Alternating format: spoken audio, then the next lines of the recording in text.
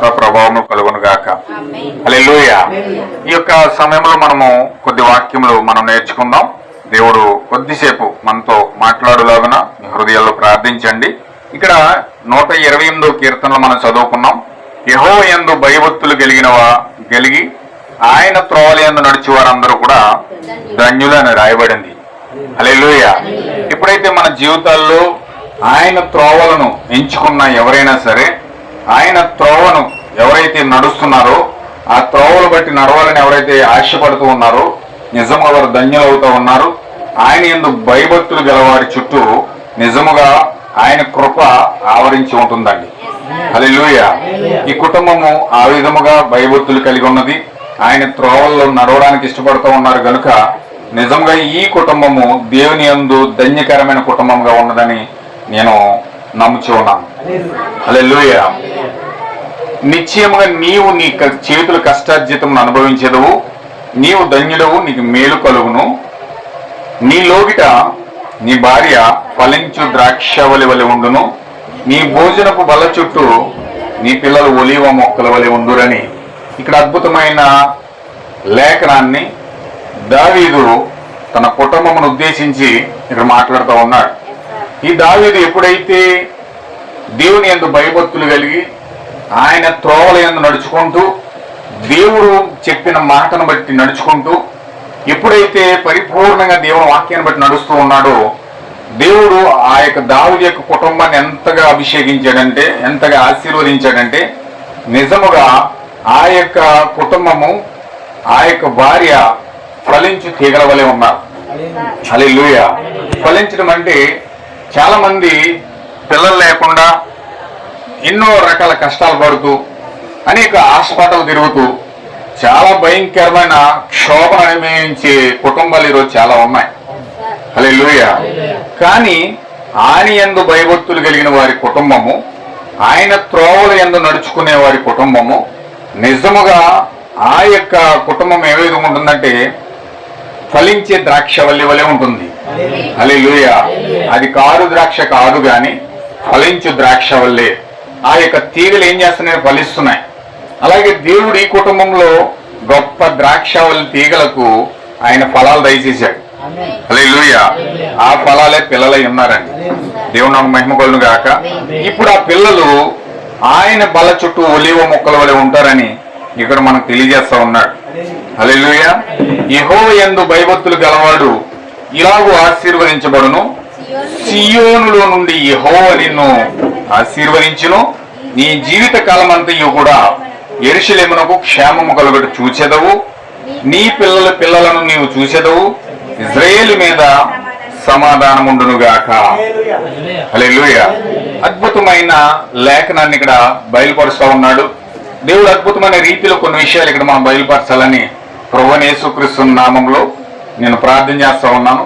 మీరు కూడా చాలా జాగ్రత్తగా వినాలని మీకు తెలియజేస్తా ఉన్నాను. హల్లెలూయా. నిజముగా దేవుని ప్రేమించిన కుటుంబం, నిజముగా దేవుని వాక్యపక్షంగా నిలబడిన కుటుంబం ఏ విధంగా ఆశీర్వదించబడుతుందో ఇక్కడ దావీదు 28వ కీర్తన ద్వారా మనకి ఇక్కడ తెలియజేస్తా ఉన్నాడు. హల్లెలూయా. నిజముగా నీ పిల్లలు చూసేదవని ఆశీర్వదిస్తా ఉన్నాడు. ఇజ్రాయేల్ మీద సమాధానం ఉండును గాక.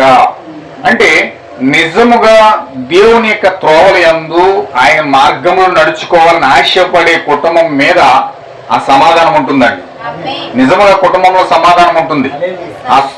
ఆ కుటుంబంలో గొడవలు ఉండవు కానీ, ఆ కుటుంబంలో కక్షలు ఉండవు కానీ, ఆ కుటుంబంలో స్వార్థపూరితమైన మనసు ఉండదు కానీ, ఆ కుటుంబంలో ఏ విధమైన దెయ్యానికి తావు ఇవ్వలేరు కానీ ఖచ్చితంగా కుటుంబంలో సమాధానం ఉంటుందండి. హల్లెలూయా. ఈరోజు కుటుంబంలో సమాధానం లేదు. రకరకాలుగా భయంకరంగా స్థితిగతులు అనుభవిస్తూ దుఃఖప్రాప్తులై మనశ్శాంతి లేక, ఒకరి మీద ఒకరు ప్రేమ లేక భయంకరమైన కుటుంబాలు శిథిల వ్యవస్థకు గురి అవుతూ ఉన్నాయి. హల్లెలూయా. చాలా భయంకరంగా కుటుంబాలు వేదన పడుతున్నాయి లోపల. పైకైతే అందరూ చాలా సంతోషంగా ఆనందంగా ఉన్నట్టుగా కనపడుతున్నాయి కానీ, ఇల్లులు రంగురంగులుగా వేసి చాలా అద్భుతంగా కనపడుతున్నాయి కానీ లోపల వారికి సమాధానం లేదండి. భార్య భర్తల మధ్యలో కొట్లాట్లు, పిల్లల మధ్యలో అతకదు, వారి మధ్యలో ప్రేమ ఉండదు, రకరకాల స్థితిగతులు గుండా అక్రమ సంబంధాలు పెట్టుకుని భయంకరంగా విచ్చలవిడిగా జీవించే కుటుంబాలుగా మారుతా ఉన్న రోజులండి ఇవి. అయితే నిజముగా దేవుని యందు భయభక్తులు కలిగిన కుటుంబం, ఆయన త్రోవల యందు నడవాలనుకునే కుటుంబము ఏ విధంగా అభివృద్ధి చెందుతుందంటే ఆ గృహంలో సమాధానం ఉంటుందండి. హల్లెలూయా. ఫలించు ద్రాక్షవల్లి వలె ఆ కుటుంబం ఫలిస్తూ ఉంటుంది. దేవుని యొక్క ఆశీర్వాదాలు ఆ కుటుంబంలో ఉంటాయి. దేవుని యొక్క కృప ఆ కుటుంబంలో ఉంటుంది. దేవుని యొక్క ప్రేమ ఆ కుటుంబంలో ఉంటుంది. దేవుని యొక్క ఆ యొక్క సమాధానం ఆ కుటుంబంలో ఉంటుంది. హల్లెలూయా. దేవుని మహిమ కలుగును గాక. చాలా జాగ్రత్తగా మీరు కొన్ని విషయాలు ఉన్నారు. ఇక్కడ ఆ కుటుంబం ఎట్లా ఉంటుందంటే ఆ పిల్లలు ఎంతగా ఆశీర్వదించబడతారంటే నిజముగా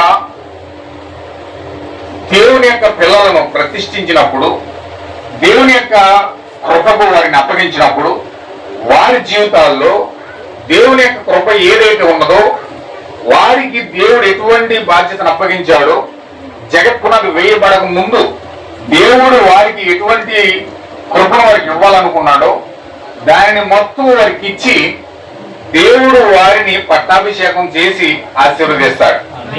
హల్లెలూయా. రోమపత్రికలో మనం ఒక విషయాన్ని మనం చూస్తాం. 8వ అధ్యాయము 32వ వచనంలో ఏమనుంటుందంటే దేవుని కుమారుల ప్రత్యక్షత కొరకు సృష్టి మిగుల ఆశతో తేరి ఎదురు చూస్తూ ఉందని చెప్పేసి ఇక్కడ పౌలు గారు మాట్లాడుతూ ఉన్నాడు. హల్లెలూయా. చాలా జాగ్రత్తగా కొన్ని విషయాలు వినండి, ఎప్పుడు డిస్టర్బ్ అవ్వద్దు. ఒక 10 నిమిషాలు మీ యొక్క దృష్టి వాక్యం మీద పెట్టండి. చక్కగా దేవుడి వాక్యాన్ని కొరకు మనం ఎదురు చూద్దాం. ఇది వరకు ఏకగ్రీవముగా మూలుగుచు ప్రసవ వేదన పడుచున్నది. అంతేకాదు మనము కూడా దత్తపుత్రత్వము కొరకు మన దేహము యొక్క విమోచన కొరకు మనలో మనము మూలుగుచున్నాము.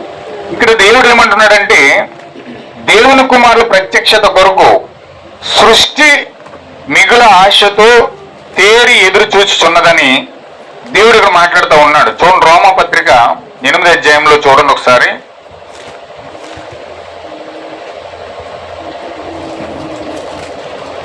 రోమపత్రిక 8వ అధ్యాయము 19వ వచనం అండి. రోమపత్రిక 8వ అధ్యాయం 19వ వచనం. దేవుని కుమారుల ప్రత్యక్షత కొరకు సృష్టి మిగుల ఆశతో తేరి చూచుచు కనిపెట్టుచున్నది. హల్లెలూయా. ఇక్కడ దేవుడు కుమారులను ప్రేమించాడు, కుమార్తెలు ప్రేమించాడు. ఎంతగా ప్రేమించాడంటే బైబిల్లో దేవుడు చెప్తా ఉన్నాడు, ఫస్ట్ ఆదాము హవ్వలను కూడా ఏదైనా తోటలో పెట్టి వారిని నెల దిగించాడంటే మీరు ఫలించి అభివృద్ధి చెందండి, ఈ భూమిని నిండించండి అని చెప్పి ఏదైనా తోటలో ఆదాము హవ్వలను దేవుడు దీవించాడని.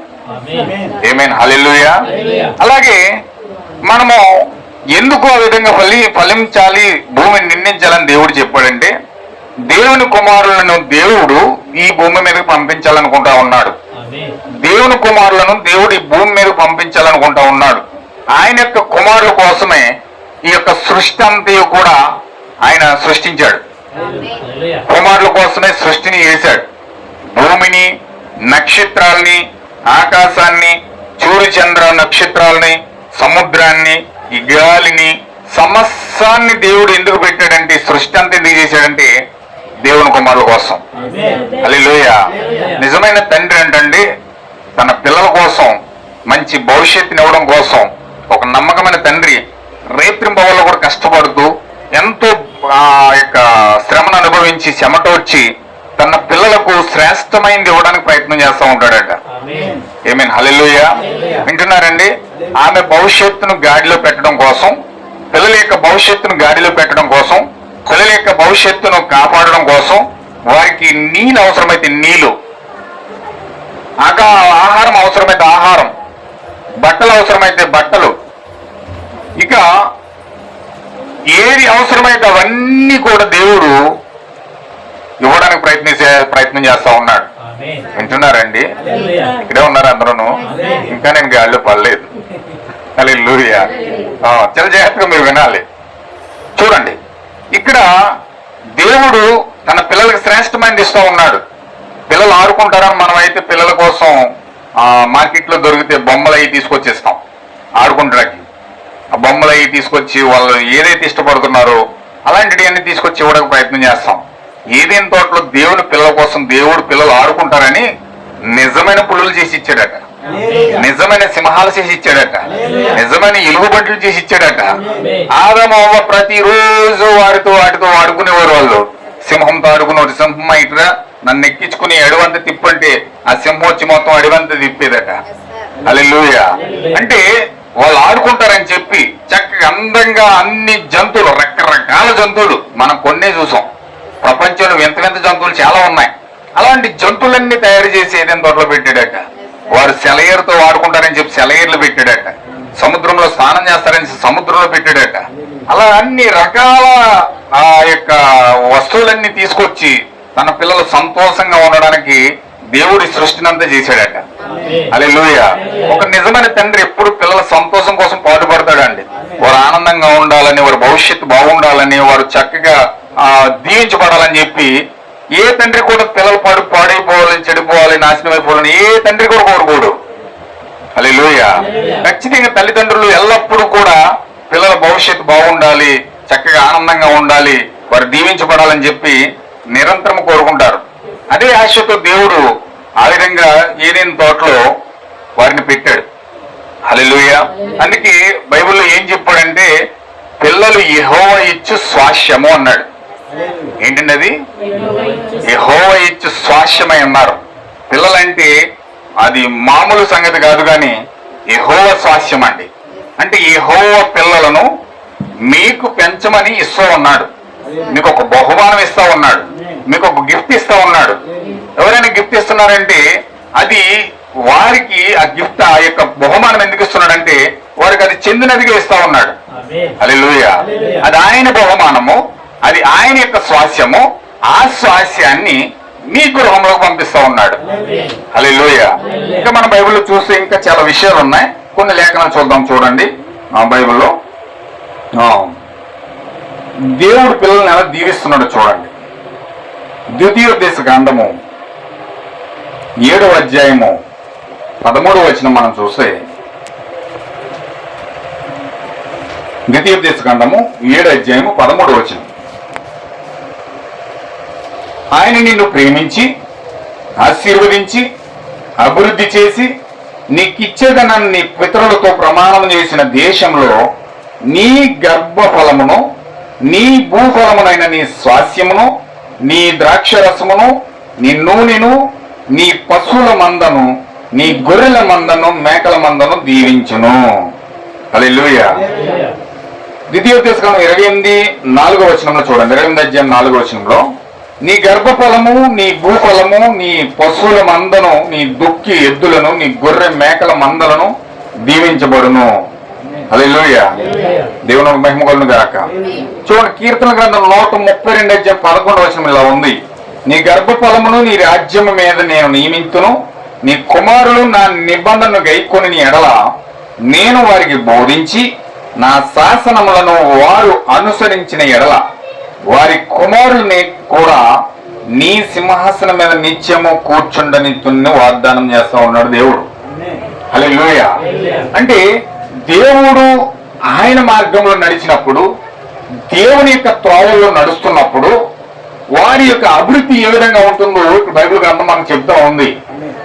మనం ఎప్పుడైతే పిల్లలను దేవుని యొక్క క్రమశిక్షణలో పెంచాలని, దేవుని యొక్క క్రమంలో పెంచాలని, పిల్లలను దేవుని యొక్క క్రమంలో పెంచబడినప్పుడు పెద్దవాడైనప్పుడు దాని నుంచి తొలగిపోడు అని చెప్పి బైబిల్ గ్రంథం తెలియజేస్తా ఉంది. హల్లెలూయా.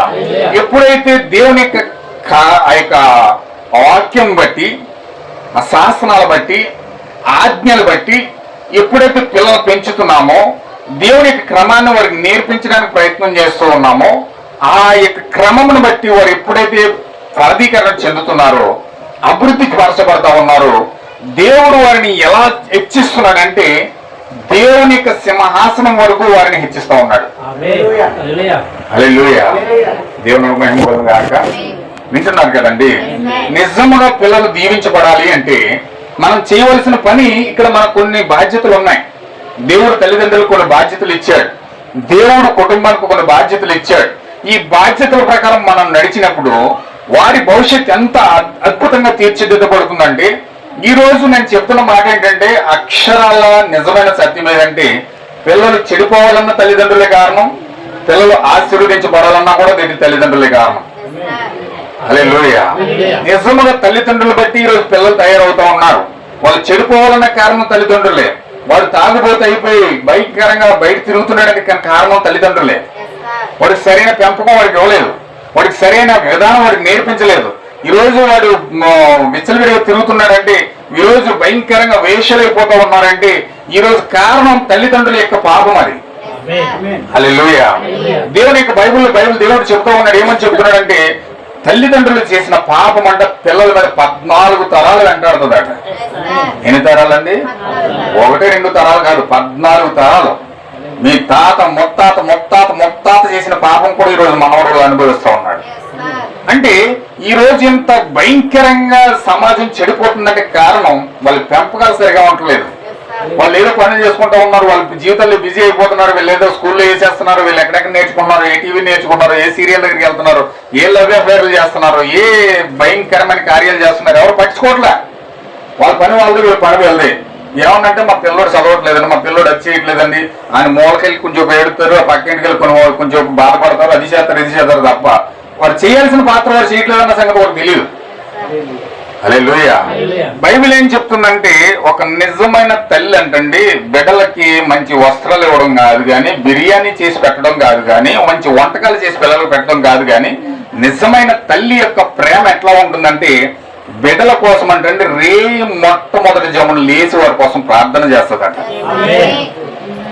బిడ్డలు ప్రేమించే తల్లి మాత్రమే ప్రార్థించగలదండి. ప్రార్థన లేని తల్లి బిడ్డలు ఖచ్చితంగా చెడిపోతారు. వాళ్ళు ఎంత క్రమశిక్షణ పెంచండి, ఎన్ని పబ్లిక్ స్కూల్లో జాయిన్ చేయండి, ఎంత క్రమశిక్షణ కలిగిన స్కూల్లో పెట్టండి, వాళ్ళు ఎంత బాధ్యతగా నేర్పించిన వాళ్ళు చెడిపోతారు. వారు బాగుపడాలంటే, వారి జీవితం క్రమశిక్షణలో పడాలంటే వారిని క్రమంలో పెట్టింది తల్లి యొక్క ప్రార్థనే. అయితే ఈ కాలంలో ఈ ప్రపంచంలో 10,000 మంది స్త్రీలు ఉంటే అందులో ఒక్కరు మాత్రమే బిడ్డల కోసం ప్రార్థించే తల్లులు ఉన్నారు. బిడ్డల్ని ఏరుకొని నాశనం చేసి వారి భవిష్యత్తును బట్టి, వారి యొక్క జీవితాన్ని బట్టి వాళ్ళు వాడుకొని వారిని బట్టి బ్రతికే తల్లిదండ్రులు ఉన్నారు. కానీ వారు జాబులు చేస్తున్న వారు డబ్బులు ఇవ్వలేదు, అది ఇవ్వలేదు, ఇది చేయలేదు, మా కుటుంబం చూడలేదు, మా ప్రేమ పంచట్లేదు, అది ఇదని వాళ్ళపై నిందలేసే వాళ్ళు ఉన్నారు. కానీ వారి కోసం ప్రార్థించే తల్లులు లేరండి. బిడ్డలు ఎన్నో నిందలేస్తారు, అది చూడట్లేదు, మా కాలం కొరైపోయింది, హాస్పిటల్ తీసుకెళ్ళలేదు, అది చేయలేదు, ఇది చేయలేదు, అది చేయలేదు, ఇది చేయలేదు. బిడ్డల మీద ఎన్నో నిందలేసే తల్లిదండ్రులు ఉంటారు. కానీ వాళ్ళ కోసం ఎంతవరకు దేవుని దగ్గర మొరపెట్టామన్న ఉద్దేశం ఈరోజు తల్లిదండ్రులు లేదు. హల్లెలూయా. దేవుని మహిమ కలుగును గాక. ఎన్నో సాడీలు చెప్తారు, ఎన్నో మాట్లాడతారు. కుటుంబాల్లో వాళ్ళ జీవితాలు మాటల ద్వారా ముక్కలైపోయేట్టుగా మాట్లాడతారు. కానీ వారి కోసం నిజంగా ఎంత ప్రార్థన చేసావు, వారి కోసం ఎంతగా నిలబడ్డావు, నీ కుమారుల కోసం దేవుడి దగ్గరికి తీసుకెళ్లి ఎంతగా వారి కోసం ప్రార్థన చేసావు. హల్లెలూయా. ఈ రోజు బిడ్డలు చాలా అమాయకులండి. వారు 12 సంవత్సరాలు వచ్చేదాకా మంచి చెడుల కోసం వివేచించలేరు. వారికి ఏమాత్రం లేదు, ఏమాత్రం తెలియదండి. వారు అమాయకమైన ప్రజలుగా ఉంటారు, అమాయకులుగా ఉంటారు. వారికి ఏం తెలియదు. నువ్వే నేర్పిస్తే అది నేర్పిస్తున్నావు. అబద్ధం నేర్పిస్తే అబద్ధం నేర్చుకుంటారు, తప్పు నేర్పిస్తే తప్పు నేర్చుకుంటారు, రైట్ నేర్పిస్తే రైట్ నేర్చుకుంటారు. నువ్వేం నేర్పిస్తున్నావు, వారి కోసం ఏ విధంగా ప్రార్థన చేస్తున్నావు అన్నది మాత్రము ఇక్కడ గమనించవలసిన అవసరం ఉంది. హల్లెలూయా. అందుకే నా ప్రియమైన సహోదరి సహోదరులారా, మనము ఖచ్చితంగా మన పిల్లలను సరి అయిన మార్గంలో పెంచాలి, ఒక సరైన మార్గంలో పెట్టాలి. ఆ సరైన మార్గం మనకు తెలియదు కనుక మనం ఏం చేయాలంటే పిల్లల కోసం మొట్టమొదటి జమున లేచి వారి కోసం ప్రార్థన చేయాలి. హల్లెలూయా. ప్రపంచంలో ఒక స్త్రీ ఉంది, జాన్ వెస్లీ అని 17వ శతాబ్దంలో ఒక ప్రవక్త ఉన్నాడు. ఆ తల్లికి 17 మంది సంతానం అండి. 17 మంది సంతానం, 17 మంది పిల్లలు ఉన్నారు. ఆ పిల్లల్ని చక్కబెట్టేసండి స్కూళ్ళకు పంపించేసి ఆమె ఇంచుమించు ఎలా లేదంటే రోజుకు 6 గంటలు ప్రార్థించేదట. 6 గంటల సేపు ప్రార్థించేదట. 2 పిల్లల్ని చక్కబెట్టడానికి రోజు 24 గంటలు సరిపోవట్లేదు. రోజు ఇద్దరు పిల్లలు చక్కబెట్టడం రోజు 24 గంటలు సరిపోవట్లేదండి. వాళ్ళ స్కూల్కి పంపించి వాళ్ళ కోసం కష్టపడి వీళ్ళ పనులు చక్కబెట్టుకుని అంట్లు అవి తోముకుని అవి చేసుకుని ఇద్దరు పిల్లలు చక్కడా పెట్టడానికి అయ్యి బాబు నడులాగేస్తుంది బాబు, చేతులు నొప్పి వచ్చేస్తున్నాయి బాబు, తలపొడి వచ్చేస్తుంది బాబు అంటున్నారు. కానీ ఆ యొక్క జాన్ వెస్లీ తల్లి 17 సంవత్సరాల 17 మంది పిల్లలను చక్కబెట్టి ఇంచుమించు 6 గంటలు చెప్పి ప్రార్థన చేసేదాట. ఆ విధమైన ప్రార్థన చేసినందుకు దేవుడు ఆ కుటుంబంలో జాన్ వెస్లీ అనే ఒక వ్యక్తిని 5వ సంఘాలకు దూతగా, దేవుని యొక్క ప్రవక్తగా వ్యక్తిని వాడుకున్నాడు అండి. అతను 9 స్వార్థ గాయకుడు అనమాట. అద్భుతంగా ఆయన పాటలతో అలరింప చేసి అనేకమైన ఆత్మను అతను రక్షించగలిగాడు. అందులో ఒక సంతానం 5 పాస్టర్లు తయారయ్యారండి, ఒక స్వార్థకుడు తయారయ్యాడు, ఒక సాంగ్ లీడర్ తయారయ్యాడు. వీళ్ళందరూ కూడా దేవునికి క్రమశిక్షణలో అంతగా 17 మందిని క్రమంలో పెట్టి ఆ యొక్క దీవెనలు పొందుకోవడం కారణమైన తల్లి పేరు ఈ రోజు మనం స్మరించుకుంటా ఉన్నాం. ఎందుకో తెలుసండి, ఆమె అంత పని చక్కబెట్టుకుని, భర్తను చక్కబెట్టి, బయట పనులు చక్కబెట్టి, పిల్లల్ని చక్కబెట్టి దేవుడి దగ్గర నుంచి 6 గంటల సేపు ప్రార్థన చేసేదాన్ని. నువ్వు ఇంపార్టెన్స్ ఎవరికి ఇస్తున్నావు? నీ పనికి ఇస్తున్నావా, దేవుడికి ఇస్తున్నావా?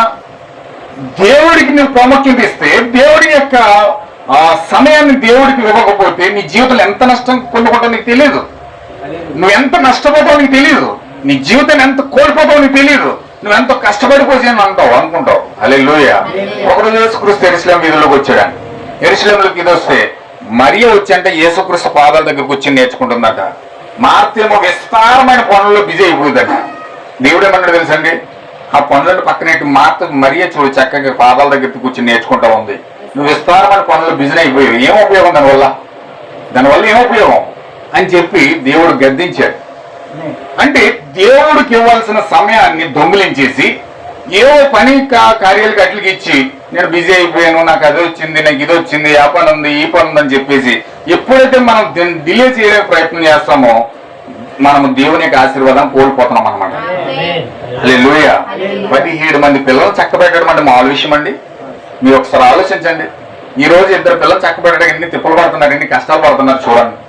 17 మంది పిల్లల్ని చక్కబెట్టి, భర్తను చక్కబెట్టి, బయట పనులు చక్కబెట్టి ఆమె దేవుడికి ఇవ్వాల్సిన సమయం దేవుడికి ఇచ్చేసేది. మా అమ్మరాము యాకోబుతో ఉన్నారండి. వాడు ప్రార్థన చేస్తుంటే అమ్మరాము యొక్క కళ్ళు ఉబ్బిపోయాయండి. అంతగా అద్భుతంగా ప్రార్థన చేసి ఆ ప్రార్థన ఫలితమే ఆ కుటుంబంలో మోషే వచ్చాడండి. హల్లెలూయా. అమ్మ ఉన్నది చాలా అద్భుతంగా ప్రార్థన చేసి గర్భఫలం లేకపోతే ప్రార్థన చేసి ఆమె ఎంతగా ప్రార్థన చేసిందంటే ఆ ప్రార్థన ఫలితమే దేవుడు సమూయేలుని ఇచ్చాడండి. హల్లెలూయా. ఆ సమూయేలుని తీసుకెళ్లి మరలా దేవుడికి అప్పగించేసింది. అంటే వీళ్ళందరూ కూడా దేవుని యొక్క సింహాసనంలో కూర్చొని పరిపాలించే రాజులుగా ప్రపంచాన్ని, దేశాన్ని పరిపాలించారు. వాళ్ళు ప్రవక్తలుగా చలమని అయ్యారు. దేవుని యొక్క ప్రజలందరినీ నడిపించగలిగారు. ఎందుకు అంతగా స్థితిలోకి అంత పట్టాభిషేకం పొందుకున్నారంటే వారు వెనకాల ఉన్న తల్లి యొక్క ప్రార్థన. మోషే అంత గట్టిగా వాడబడ్డ కారణం ఎవరండి? తన తల్లి యొక్క ప్రార్థన. సమూయేలు అంత పెద్దగా వాడబడ్డ కారణం ఎవరు? తన తల్లి యొక్క ప్రార్థన. హల్లెలూయా.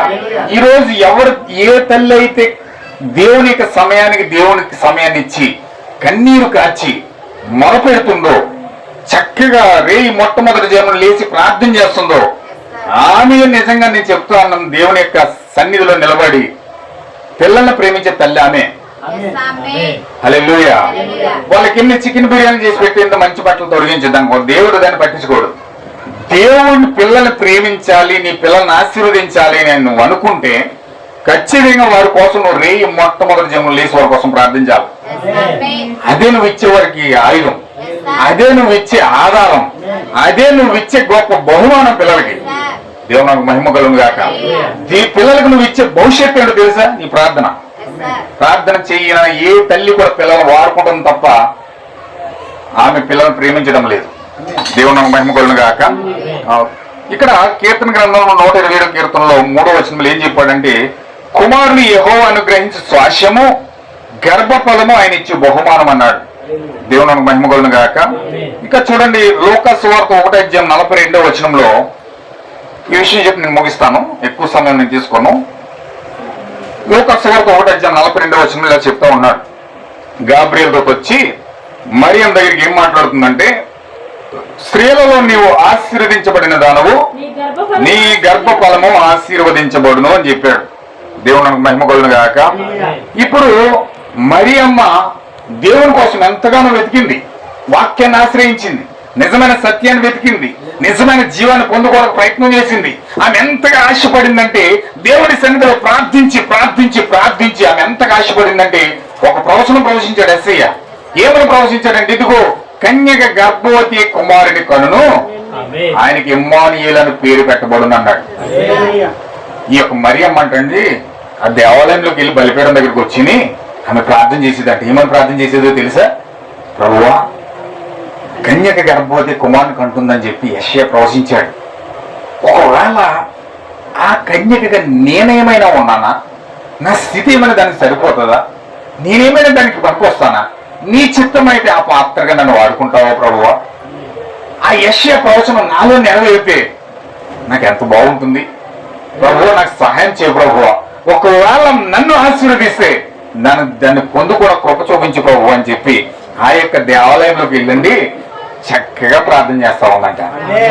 దేవుని మహిమ కలుగును గాక. యెషయా ప్రవచించిన ప్రవచనాన్ని జ్ఞాపకం చేసుకుని ఆమె ఎప్పుడైతే ప్రార్థిస్తూ ప్రార్థిస్తూ ప్రార్థిస్తూ అలా దేవుని గోజాడుతూ ఉన్నదో ఒకనొక రోజున గాబ్రియేలు దూత వచ్చి మరియమ్మ దగ్గరకు వచ్చి మాట్లాడుతుందంట. ఏమని మాట్లాడుతుందంటే, హల్లెలూయా, ఆమె ఏమని మాట్లాడుతుందంటే గాబ్రియేలుతో చెప్తా ఉంది చూడండి, స్త్రీలలో నువ్వు ఆశీర్వదించబడిన దానవు, నీ గర్భఫలము ఆశీర్వదించబడు. హల్లెలూయా. వర్షం వస్తుందమ్మా? ఓకే.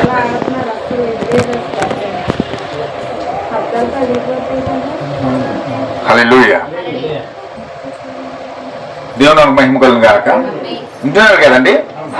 ఈమె ఎప్పుడైతే ప్రవచనం కోసం ఎదురు చూస్తూ ఉందో, ఆ ప్రవచనం ప్రార్థిస్తుందో ప్రవచనం కొరకు దేవుడు ఆ గర్భాన్ని దీవించి గాబ్రియేలుతో చెప్తా ఉన్నాడు, నీ గర్భఫలము ఆశీర్వదించబడును గాక అని చెప్పి గాబ్రియేలుతో చెప్తా ఉన్నాడు. హల్లెలూయా. నిజముగా ఆ ఆసక్తి చూడండి.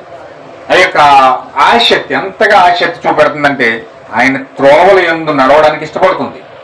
ఏం చేస్తుందండి? ఆయన త్రోవలో నడవడానికి మరియమ్మ ఇష్టపడుతుంది. ఆయన మార్గాన్ని అనుసరించడానికి ఇష్టపడుతుంది. దేవుడు ఏం చెప్పాడు? ఆయన త్రోవల యందు నడుచుకున్న వారు ధన్యులు అన్నాడు. ఈ యెహోవా వాక్యాన్ని గైకొనిన వాడిని నేను అత్యధికంగా ఆశీర్వదిస్తానని దేవుడు చెప్పాడు. ఎప్పుడైతే మనము ఆయన త్రోవల యందు నడవడానికి ఇష్టపడుతున్నామో దేవుని యొక్క దూత ఆ గృహాన్ని దర్శిస్తుంది. హల్లెలూయా.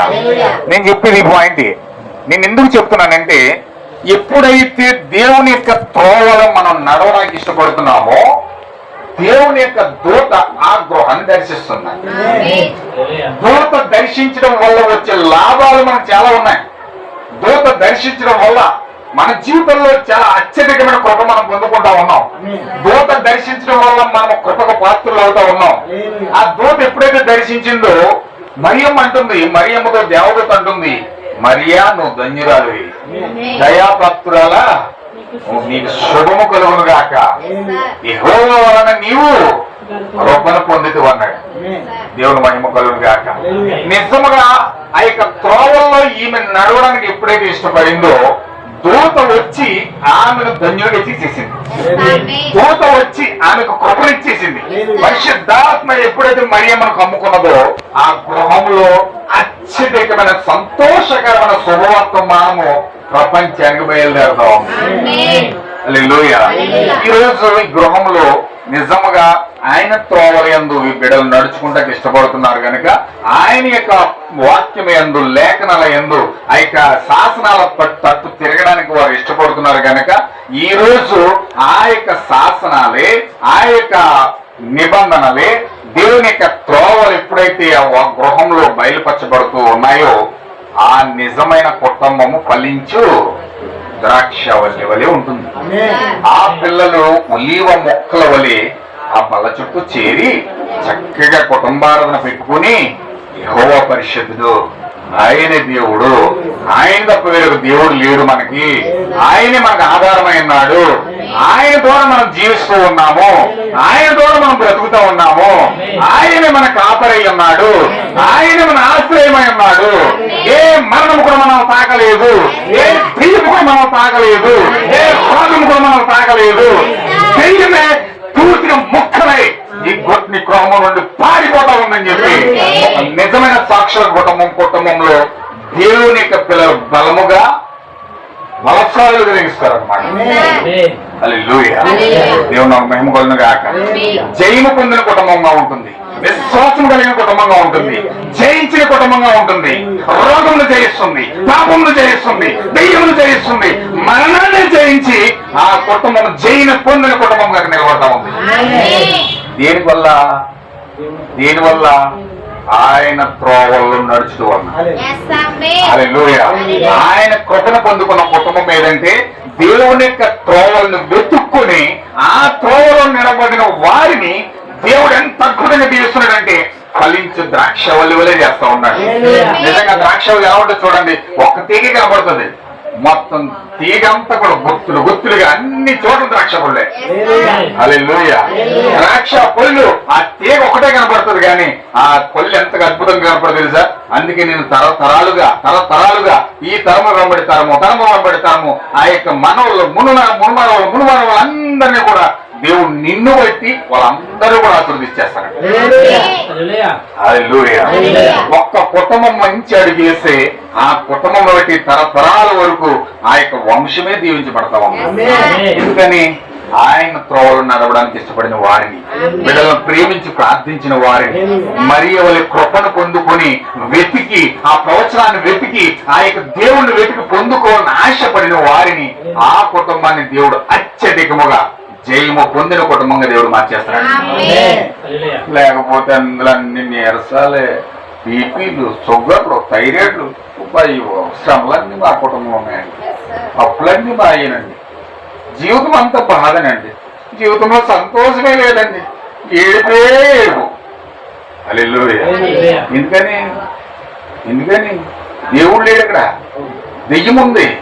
దెయ్యాలను ఆశ్రయించావు, దేవుడికి ఆశ్రయించడానికి బదులుగా దెయ్యాలను ఆశ్రయించావు కాబట్టి ఆ కుటుంబంలో సంతోషం లేదు, సమాధానం లేదు, అన్ని నీరసాలు, అన్ని కష్టాలు, బాధలు, ఇబ్బందులు ఎవరికి చెప్పుకున్నది ఎవరి. హల్లెలూయా. కానీ దేవుని త్రోవల యందు నడవడానికి ఇష్టపడిన కుటుంబము, దేవుని కృపను పొందుకున్న ఈ కుటుంబము, దేవుని యొక్క వాక్యాన్ని వెతికిన కుటుంబము, సత్యమును వెతికిన కుటుంబము నిజంగా దీవించబడి ఆయన సింహాసనం వరకు హెచ్చించబడతా ఉంది. హల్లెలూయా. అటువంటి సింహాసనం వరకు సహోదరి రమ్య ఆ సింహాసనం వరకు ఎదగాలి. దేవుని కృపను పొందుకున్న స్త్రీగా ఒక మరియగా ఆమె మారాలి. దేవుని యొక్క స్వాస్యము ఆమె, ఆ స్వాస్యము దేవుని యొక్క జీవాన్ని పొందుకొని నిజమైన మేరీ వలె ఆయన ఆత్మను పొందుకొని ఆయన సింహాసనం వరకు ఎదిగే ఒక శ్రేష్టమైన అద్భుతమైన బలముగా ఫలించే తీగగా ఆ చిన్న బిడ్డ ఎదగాలని మనమందరం కూడా ప్రార్థన చేస్తాం. హల్లెలూయా. దేవుని మహిమ కలుగును గాక. తన తల్లి సాక్ష్యం చెప్తుంటే నేనే ఆశ్చర్యపోయాను.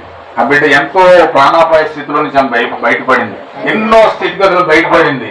నిజంగా అలాంటి స్థితుల్లో నుంచి ఆమె బయటకు వచ్చిందంటే, అలాంటి కష్టాల నుంచి బయటకు వచ్చిందంటే మామూలు విషయం కాదు. హల్లెలూయా. నా చర్చిలో చిన్న వాక్యం చెప్పాను మొన్న ఒకసారి. ఏమని చెప్పానంటే, ఒక తామర పువ్వు కోసం చెప్పడం జరిగింది. ఈ తామర పువ్వు ఎలా ఉంటుందంటే, నీటిలో మొలిచినప్పుడు అది బొదలో మొలుస్తుంది. అది ఆ బొదలో నుంచి మొలిచినప్పుడు అది ఎలా వస్తుందంటే చాలా చిన్న మొక్కగా ఎదుగుతుంది. అది ముక్కగా ఎదిగినప్పుడు దానిని వచ్చాడు పీతల కటకం కొరుకుతాయట, కొంచెం ఎదిగినప్పుడు తాంబేళ్ళు వచ్చి కొరుకుతాయట, దాన్ని కొంచెం ఎదిగినప్పుడు పాములు వచ్చి కొరుకుతాయట. ఇలాగ అన్ని కొరికి చేపలు తింటాయి, పీతలు తింటాయి, కప్పలు తింటాయి. అన్ని ఆటుపోట్లు తట్టుకొని కష్టాలు, బాధలు, అన్ని ఇబ్బందులు తట్టుకొని అది మెల్లగా ఎదుగుతుందట. అది ఎక్కడ బొదలో ప్రారంభమైన తామర పువ్వు మెల్లగా పైకంతా వచ్చి ఒక అద్భుతమైన వికాసవంతమైన ఫ్లవర్ గా మారుతుందట. చూస్తే అందరూ అబ్బా ఎంత బాగుందో ఈ పువ్వు, కోసుకుంటే బాగుంది అనిపిస్తుందట. అంత సౌందర్యాన్ని వ్యక్తపరుస్తుంది. అంత సౌందర్యాన్ని వ్యక్తపరిచిన దానిలో అంటే అది బుడగలో నుంచి పైకి వచ్చిందంటే దానిలో తేనె ఉత్పత్తి అవుతుందట. తామర పువ్వులు ఏమి ఉత్పత్తి అవుతుందండి? తేనె. మనకి మత్తు మందు చేస్తారండి, ఓపియం అని ఒక మెడిసిన్. మొత్తం ముందు ఆపరేషన్ చేసిన ఇస్తారు. ఆ మొత్తం ముందు ఎక్కడి నుంచి వస్తుంది అంటే తామర పువ్వుల నుంచి వస్తుంది. దానికి ఓపియం అంటారు. అయితే ఇది ఓపియంతో పాటు మెడిసిన్ తో పాటు దానిలో తేనె ఉత్పత్తి అవుతుందండి. ఈ తేనె ఎప్పుడైతే వచ్చిందో ఆ తేనె పట్టులో పెట్టడానికి తేనెలు ఎక్కడి నుంచి తేనె పట్టుకెళ్తాయంటే ఈ యొక్క తామర పువ్వుల నుంచి తీసుకెళ్తాయి. ఈ తామర పువ్వులు ఈ తేనె వచ్చి ఎంత ప్రకాశవంతమైన సౌందర్యవంతమైన ఆ పువ్వుని కసక్కన ముళ్ళు గుచ్చుతుందండి. అలా గుచ్చి ఆ ముళ్ళు ఎప్పుడైతే గుచ్చిందో దానికి చివుక్కుమంటారు, చాలా బాధపడుతుంది, చాలా ఇబ్బంది అవుతుంది. దేవుని మహిమగలు కాక దాని ప్రాణం చివుక్కుమంటారు. అయినా గాని అది ఆ తేనెను ఇవ్వడానికి నిరాకరించదు. ఆ తేనె గుచ్చేసి ఆ తేనె అలా పట్టుకుని వెళ్ళిపోతుందట. అంటే అది బుర్రలు దాటుకుని, పాములు దాటుకుని, కప్పలు దాటుకుని అన్నిటి దాటి ఎందుకు వచ్చిందంటే ఆ తేనెను తేనెటీగల కోసం వచ్చిందంట. హల్లెలూయా. ఈ రోజు ఈ యొక్క చిన్న సహోదరి నిజంగా నేను అనుకుంటున్నా ఈవిడ కూడా ఒక తామర పువ్వు లాంటిది. హల్లెలూయా. ఈ యొక్క రమ్యశ్రీ ఒక తామర పువ్వు లాంటిది. తామర పువ్వు క్రీస్తు సాదృశ్యంగా ఉంది. ఈ యొక్క క్రీస్తు కూడా ఆ యొక్క ఎన్ని కష్టాలు పడి, శ్రమలు పడి, బాధలు పడి, స్త్రీలు శ్రమను అనుభవించి పాతాళంలోకి వెళ్ళి ఆ పాతాళం బద్దలు పైకి ఎందుకు వచ్చాడంటే నీకు నాకు నిత్య జీవం ఇవ్వడానికి, నీకు నాకు నిత్య జీవం ఇవ్వడానికి సమాధిలో వెళ్ళాడు. ఆయన అని కష్టాలు పడ్డాడు, శ్రమలు పడ్డాడు, బాధలు పడ్డాడు, కొరడ దెబ్బలు తిన్నాడు, ముళ్ళ కిరీటం పెట్టుకున్నాడు. ఎన్ని శ్రమల గురించి భూములకు ఎందుకు వెళ్ళాడంటే ఆ కష్టాలన్నీ పడింది నీకు నాకు నిత్య జీవం ఇవ్వడానికి. ఆ తామరపుల తాంబెళ్ళు తిన్నా, మిడతలు తిన్నా, కప్పలు తిన్నా, పాములు తిన్నా, అన్ని రకాల కష్టాలన్నీ పడినది ఎందుకు పైకి వచ్చిందో తెలుసండి? తేనెటీగల తేనె ఉడకాడు. హల్లెలూయా. ఈ ఆ తేనె అనగా ప్రవక్త అన్నాడు, ఈ కాలమే ప్రవక్త అన్నాడు, ప్రేమ అన్నాడు. తేనె దేనికి సాదృశ్యంగా ఉందండి? ప్రేమ. అనేక మందికి క్రీస్తు ప్రేమను వివరించడానికి ఒక సాక్షిగా ఈ బిడ్డను వాడుకుపోతాం. హల్లెలూయా. దేవుని యొక్క ప్రేమను ప్రత్యక్షపరచాలంటే దేవుడు కొంతమంది జనులు కావాలి. దేవుని ప్రేమను ప్రత్యక్షపరచడానికి దేవుడు కొంతమంది పిల్లలు కావాలి. ఆయన యొక్క స్వాస్థ్యములు కావాలి, ఆయన యొక్క బిడ్డలు కావాలి. అలాంటి బిడ్డలను దేవుడు లేపడానికి చిన్నప్పటి నుంచి అనేకమైన కష్టాల ద్వారా, శోభం ద్వారా, శ్రమల ద్వారా దేవుడు నిలబెట్టి ఆ చిన్న బిడ్డలను నేను ఈడిపిస్తూ తీసుకొస్తా ఉన్నాడు. హల్లెలూయా. నిజంగా ఇటువంటి ఈ యొక్క సాక్షి చెప్పిన నాకు అది అనిపించింది. ఆమె కూడా ఒక లిల్లీ పద్మ లాంటిది. లిల్లీ అని పిలుస్తాం మనం. ఏంటి లిల్లీ అంటే? లిల్లీ అంటే ఎవరనుకున్నారు? తామర పువ్వు. హల్లెలూయా. తామర పువ్వే లిల్లీ అయి ఉన్నది. ఇప్పుడు ఈ యొక్క తామర పువ్వు అంత కష్టాలు పడి ఎందుకు వస్తుందంటే తేనెటీగలకు తేనె ఇవ్వడానికి వస్తుందంట. తేనెటీగలు అంటే లోకంలో ఉన్న అనేక మంది ముళ్ళు గుచ్చుతూ ఉంటారు, బాధలు పెడతా ఉంటారు, ఇబ్బందులు పెడతా ఉంటారు, శ్రమలు పెడతా ఉంటారు. ఎంత మంచి చేసినా వెనకాల గొర్రెలు తెస్తూనే ఉంటారు. హల్లెలూయా. దేవుని మహిమకలుగా గాక. వింటున్నారండి?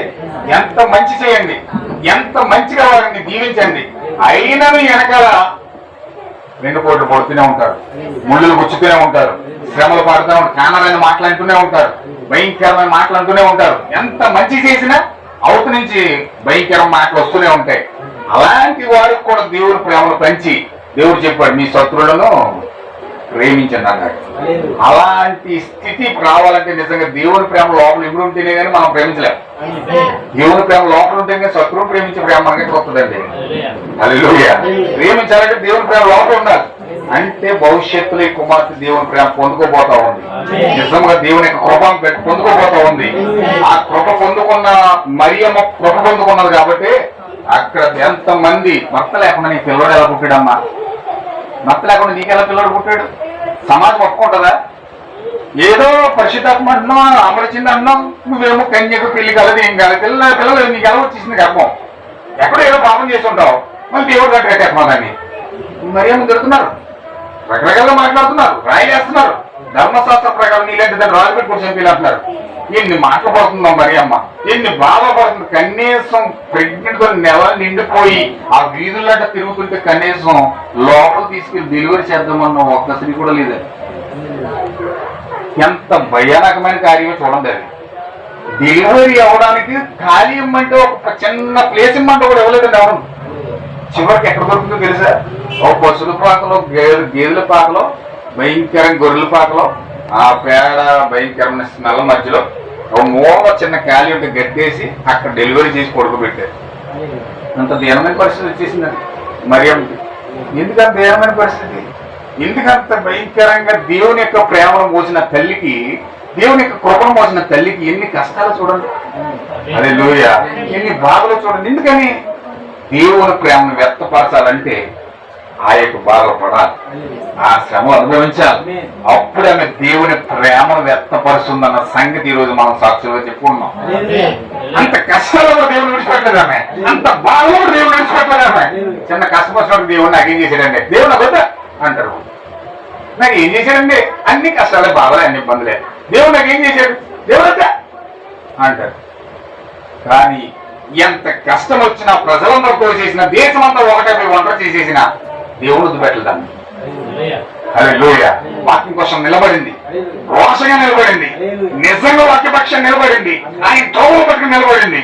అందుకే ఆమె సింహాసనం వరకు ఎక్కువ ఎత్తబడింది. హల్లెలూయా. ఈ రోజు చిన్న బిడ్డ కూడా అదే విధంగా సింహాసనం వరకు ఎత్తబడి ప్రపంచమంతా త్రోసేసిన పరిస్థితులన్నీ ఎదురైపోయినా, ఎలాంటి పరిస్థితి ఎదురైనా దేవుడు పక్షంగా నిలబడి ఖచ్చితంగా వాక్య త్రోవలేందు నడుచుకున్న ఆ బిడ్డలు దేవుని యొక్క సింహాసనం వరకు హెచ్చించబడతా ఉన్నారు. నీ కోరి ప్రార్థన ఒకటే, ఈ చిన్న బిడ్డ ఆయన సింహాసనం వరకు హెచ్చించబడాలి, ఆయన కృపను పొందుకునే స్థితిలోకి వెళ్ళాలి. అలాంటి స్థితిలోకి వెళ్ళాలని మనం అందరూ కూడా ప్రార్థన చేద్దాం. తల్లిదండ్రులు కూడా దీవించి మనం ప్రార్థన చేద్దాం. దేవుడు ఆ బిడ్డను అత్యధికంగా మనుషుల దయను, దేవుని దయను వర్ధిల్లాలని ప్రార్థన చేద్దాం. దేవుడు చిన్న బిడ్డను మన అందరి విడికిల్లో దేవుడు దీవించునుగాక. ఆమేన్. ప్రార్థన చేద్దాం. గొప్ప దేవుడు, మహోన్నతుడ, సర్వశక్తిమంతుడా, జీవం కలిగిన ప్రభువా, కృప కలిగిన మా యేసు, ఈ పరిశుద్ధమైన ఉన్నతమైన నామమునకు స్తుతులు స్తోత్రాలు చెల్లిస్తా ఉన్నాం తండ్రి. ఇదిగో దేవ, ఈ యొక్క సమయంలో నా యొక్క ప్రశస్తమైన సహోదరుడు దుర్గారావు గారిని బట్టి నీకు వందనాలు, మనకి ఇచ్చిన భార్య మహాలక్ష్మి గారిని బట్టి నీకు స్తుతులు స్తోత్రాలు చెల్లిస్తూ ఉన్నాం. ఓ బిడ్డలిద్దరిని దీవించి గొప్ప విలువైన స్వాస్యాన్ని బిడ్డలకు బహుమానంగా ఇచ్చావు ప్రభువా. ఆ బిడ్డ ప్రభువా రమ్యశ్రీగా పిలువబడతా ఉంది. చిన్న బిడ్డను మీరు దీవించారు ప్రభువా. ఆ కృప బిడ్డను ఆవరించింది ప్రభువా. ఆ చిన్న తామర పువ్వు, ఆ లిల్లీ పుష్పము వల్లే ఈ సహోదరి కూడా ఎన్నో కష్టాలు దాటుకుని జీవితాన్ని నిలబెట్టుకోగలిగింది ప్రభువా. ఎన్నో హాస్పిటల్ తిరిగారు, ఎన్నో ప్రభువా చర్చిలు తిరిగారు, ఎన్నో బాధలు పడ్డారు ప్రభువా. వారి జీవితంలో కన్నీరు, ఎంతో బాధ, ఎంతో వేదన, ఎన్నో సమస్యలు, వాటన్నిటిని దాటుకొని బిడ్డ సురక్షితంగా క్షేమంగా ఈ రోజు మా మధ్యలో నిలబడిందంటే నిజముగానే తామర పువ్వు అయినది ప్రభువా, నిజముగానే లిల్లీ పుష్పం అయినది ప్రభువా. ఓ దేవా, నీకే మహిమ, ఘనత, ప్రభావములు ఆ చిన్న సహోదరుని బట్టి నీకు తెలియజేస్తా ఉన్నాము. ఓ దేవ ప్రభువా, బిడ్డను సరైన రీతిలో, సరైన పద్ధతిలో, ఈ వాక్యం యొక్క త్రోవలలో ఆ బిడ్డను పెంచడానికి, ఆ బిడ్డ కొరకు ప్రార్థించడానికి, ఆ తల్లిదండ్రులు కృపలు వంటి ప్రభావ ఆ యాకోబు ప్రార్థించినట్లుగా, ఓ నిజంగా అమ్రాము ప్రార్థించినట్లుగా, ఓ అన్న ప్రార్థించినట్లుగా, ఓ బిడలలో నిజముగా రేయి మొదటి జామున లేచి బిడల కొరకు మరుగులుగాక ఓ నీకివ్వాల్సిన సమయం నీకు ఇచ్చి ఏ మాత్రం అశ్రద్ధ చేయకుండా ఓ నీ కొరకు బిడ్డలు పెంచబడును గాక, నీ గ్రంథముల వారు పెంచబడును గాక, నీ శిక్షణ వారు పెంచబడును గాక. అప్పగిస్తావు, нам సహాయం చేయండి. దుర్గారావుకి చేసిన పనిని దీవించండి, ఆశీర్వదించండి, బలపరచండి. ఓ దేవ, బిడ్డంతో తన బిడ్డలు భార్య చక్కగా ఎవరి చేత మాట అనిపించుకోకుండా, ఎవరి మీద ఆధారపడకుండా, ఓ మేము బ్రతకాలనే ఒక ఆశ సంకల్పంతో, గౌరవంతో, నిజంగా ఎంతో కష్టపడుతూ కుటుంబ క్షేమం కొరకు పోరాడుతూ ఉన్నాడు ప్రభు. ఆ బిడ్డను మీరు దీవించండి. ఒక నిజమైన మంచి తండ్రి చేసే పనిని బిడ్డ చేస్తా ఉన్నాడు. ఓ ఆ బిడ్డ యొక్క ఆరోగ్యాన్ని మీరు దీవించండి, ఆ బిడ్డ యొక్క పనిని మీరు దీవించండి. అతను చేస్తున్న ప్రతి పనిలో మీ దూత తోడుగా ఉండను గాక, ప్రశస్తమైన చేతుల బిడ్డను పట్టుకును గాక. అన్నిటికంటే ముఖ్యమైన నీకు వేళ ఇచ్చి, నీకు సమయం ఇచ్చి, నీతో గడపడానికి కృప చేసేయండి ప్రభు. ఈ నిండైన దీవుల బిడ్డను కుమ్మరించండి. ఓ తన తల్లి మహాలక్ష్మి గారు ప్రభు, నీ యందు భయభక్తులు కలిగిన కృప, ఓ నీ యందు భయభక్తులు కలిగిన ప్రభు కార్యమ బిడ్డలో ఉన్నది ప్రభు. ప్రశస్తమైన ఆత్మ కొరకు బిడ్డ వెతుకుతా ఉంది ప్రభు. ఓ నిజంగా నీ జీవం కొరకు వెతుకుతా ఉంది ప్రభు. ఆ బిడ్డల మీద ప్రేమతో నిజంగా కొరకు ప్రార్థిస్తూ ఉంది ప్రభు. బిడ్డల కోసం మొరపెడతా ఉంది ప్రభు. ఆమె ప్రార్థన గృహాన్ని కట్టింది ప్రభు. బిడ్డను దీవించండి ప్రభు, విశ్వాసాన్ని దీవించండి ప్రభు. ఇంకా అధికమైన మేలు వెంబడి మేలు పొందుకోవడానికి ప్రభు, కృప వెంబడి కృపను పొందుకోవడానికి ప్రభు, ఈ అత్యధికమైన కృప ఆ సహోదరమైన కుమ్మరించబడును గాక. ఓ ప్రార్థన యోధులుగా మార్చండి. ఓ నీ విశ్వాసపు యోధులుగా మార్చండి. ఓ నీ కృప ఉపయోగపడిన మెండుగా కలుగును గాక. ఓ అన్నిటికంటే ముఖ్యంగా చిన్న బిడ్డ ప్రభువా, ఓ లిల్లీ పుష్పం తండ్రి, ఆ యొక్క రమ్యశ్రీమికి అప్పగిస్తా ఉన్నాను. ఆ షారును రోజా నిజముగా ఎంత అద్భుతంగా తయారు చేయబడుతుందో, ఎన్ని కష్టాలు పడి బయటకు వచ్చిందో ప్రభువా. ఆ బిడ్డ కూడా జీవితంతో పోరాడి బయటకు వచ్చింది ప్రభువా. జీవితాన్ని గెలిచింది ప్రభువా. ఓ ఇక ఏ దెయ్యం ఆ పైన దాడి చేయడం లేకుండా, ఓ ప్రతి దెయ్యం దూరత చీకటి శత్రువుని గద్దించి నీ అద్భుతమైన కవచముగా, ఓ ఆశీర్వదించబడిన ఆయుధముగా ఈ సాక్షిగా మనం వాడుకోండి ప్రభువా. అప్పగిస్తా ఉన్నాం, సహాయం చేయండి. ఓ చిన్న కుమారుడు కూడా మీరు దీవించండి, సాక్షిగా వాడుకోండి ప్రభువా. ఓ అద్భుతమైన రీతిలో ఆ కుమారుడు కూడా మీరు అభిషేకించండి ప్రభువా. యేసుక్రీస్తు నామముని కుటుంబాన్ని మీకు ప్రతిష్ఠిస్తా ఉన్నాను తండ్రి. యేసుక్రీస్తు నామముని కుటుంబానికి అప్పగిస్తా ఉన్నాను ప్రభువా. నీ కనుసన్నని కుటుంబం ఉండును గాక. ఓ నీ యొక్క ఆలోచన కుటుంబం ఉండును గాక. నీ త్రోవని కుటుంబం నడుచును గాక. ఓ నీకు అప్పగిస్తా ఉన్నాం ప్రభువా. ఓ దేవగృహంలో ఉండగా ప్రభువా, సహోదరుడు దుర్గారావు తల్లిదండ్రులు మీకు అప్పగిస్తా ఉన్నాం. బంధువులు మీకు అప్పగిస్తా ఉన్నాం. ఓ అన్నదమ్ములు మీకు సమర్పిస్తా ఉన్నాం. అలాగే సహోదరి మహాలక్ష్మి గారి బంధువులు మీకు అప్పగిస్తా ఉన్నాం. తల్లిదండ్రులు మీకు అప్పగిస్తా ఉన్నాం ప్రభువా. నామము కొరకు బిడ్డలు నిలబెట్టండి ప్రభువా. ఓ నీ యొక్క సాక్షులుగా వాడుకోండి ప్రభువా. గృహం చుట్టూ నీ రక్తం ఉండును గాక. గృహం చుట్టూ నీ జీవం ఉండును గాక. ఈ గృహం చుట్టూ నీ దూతలుందురు గాక. ఓ ఈ గృహం చుట్టూ నీ ప్రశాంత ఉండును గాక. ఓ ప్రతి దురాత్మ దెయ్యమన్నీ లయపరచబడును గాక. ఓ నీకు అప్పగిస్తూ గృహం నచ్చదు దీవించండి. అన్నిటికంటే ముఖ్యంగా సహోదరిని కూడా దీవించండి తండ్రి. ఓ రమేష్ కూడా దీవించండి. దానికి కొత్త వారు వచ్చారు, వారిని కూడా దీవించండి ప్రభు. ఓ దూర ప్రాంతం చేసిన బిడ్డలు దీవించండి ప్రభు. మళ్ళీ వెళ్ళడానికి సురక్షితమైన క్షేమకరమైన ప్రయాణాలు దయచేయండి తండ్రి.